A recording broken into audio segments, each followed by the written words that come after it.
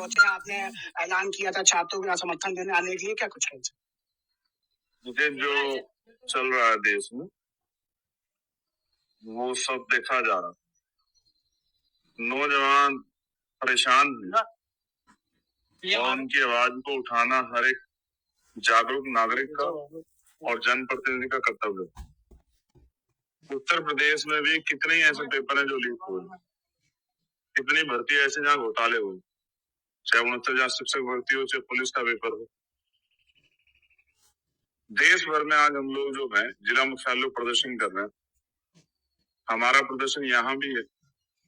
अगर उसके बाद भी सरकार मान नहीं सुनेगी तो फिर इससे बड़े प्रदर्शन भी किए जाएंगे, चाहे राज्य स्तरीय प्रदर्शन हो, चाहे जेल भरे आंदोलन या जो भी आंदोलन करके हम सरकार से बच्चों की मांग पूरी करा सकते हैं, उसके लिए हम लोग प्रयास कर लें। लोकतंत्र में संवैधानिक मर्यादाओं में जिस तरह के आंदोलन हो सकते हैं उसके लिए हम लोग तैयार हैं। राहुल गांधी ने कहा है कि सब कुछ बंद कर सकते हैं प्रदेश प्रधानमंत्री जी, पर पेपर लीक नहीं बंद कर पाते।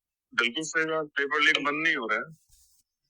पेपर लीक तो सारी सरकारों में हो रहे हैं, कई जगह पर तो विपक्षी सरकार है, वहां भी पेपर लीक हो रहे हैं। पेपर लीक तब तक बंद नहीं होंगे जब तक ठोस कानून नहीं बनेंगे।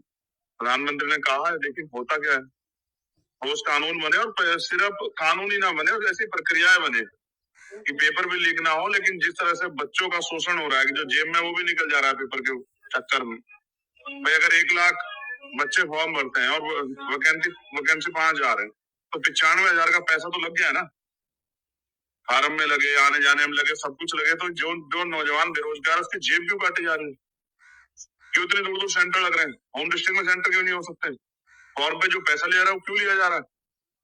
नौजवानों को सुविधा रही है, वो टैक्स दे रहे हैं, उनकी जेब काटना सरकारें बंद करें। इसलिए पॉलिसी अच्छी बननी चाहिए जिससे परीक्षा में भी सुधार हो, शिक्षा में भी सुधार हो और पेपर लीक जैसी घटनाएं ना हो, बच्चों का भविष्य बर्बाद ना हो, बच्चे निराश होकर सुसाइड ना हो।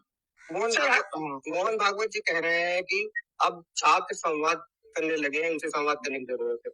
नहीं, संवाद होना चाहिए। मैं इसलिए बैठा था पार्लियामेंट में कि संवाद, सरकार के 2 मंत्री मेरे पास है, उन्होंने कहा कि हम संवाद करेंगे, हम आपको विश्वास दिलाते। संवाद हो रहा है, अच्छी बात है, संवाद से हल निकलेगा।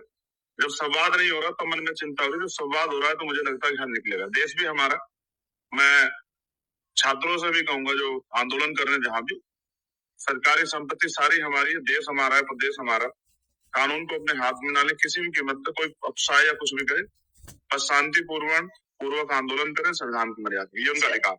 सर, जंतर मंतर में जो कोशिश कर रहे हैं सीजेपी के लोग, वो कह रहे हैं कि आप उनके खिलाफ रील बनवाई जा रही है, सोशल मीडिया पे पोस्ट करवाए जा रहे हैं, उसके उनको फंडिंग की जा रही है और एयरलाइंस की टिकट भी उनको दी जा रही है वहां पहुंच के माहौल खराब करने को लेकर। इसकी जिम्मेदारी सरकार की है कि ऐसा कोई घटनाक्रम ना हो, और ऐसा कुछ हो रहा है तो उसकी जांच होनी चाहिए।